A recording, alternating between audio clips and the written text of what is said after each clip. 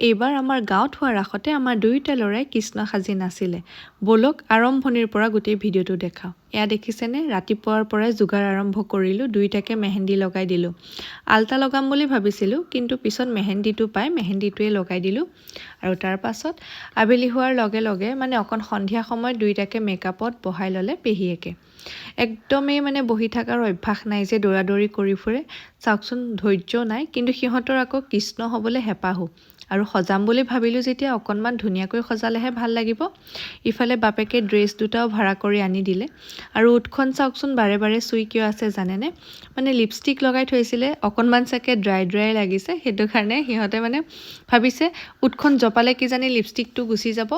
আৰু এয়া চাওক, আমি ড্ৰেছ পিন্ধোৱাত কাকাক আৰু মই দুয়োটাই পূৰা লাগি আছোঁ। ইটোহে টানে সিটোহে টানে, একদম কষ্টৰ ফলত এয়া চাওক আমাৰ এটা কৃষ্ণ অলৰেডি ৰেডি হৈ গ'ল। আৰু ইফালে আনটো কৃষ্ণই আকৌ মেকআপত বহি আছে। চকুত টোপনিয়েই লাগিছে নে কি নাজানো। এফালে আকৌ এটা কৃষ্ণই মোবাইলত ভিডিঅ' চোৱাত বিজি হ'লেই। কি যে ক'ব নহয়, দুয়োটাকে দুয়োফালে ওলাওঁতে বহুত অসুবিধা।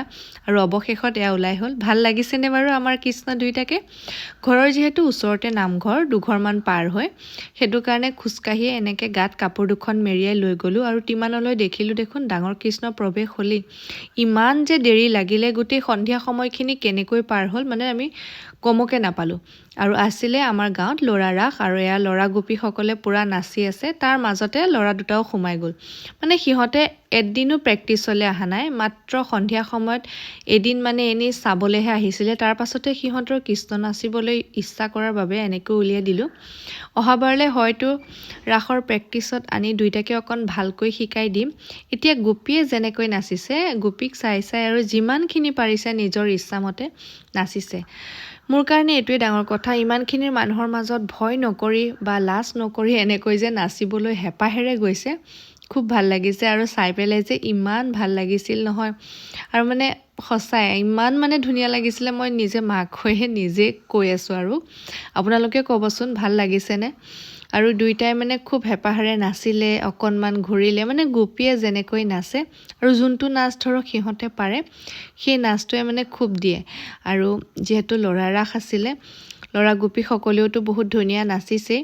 সিহঁতকে চাই ইহঁত দুয়োটাইও নাচিলে।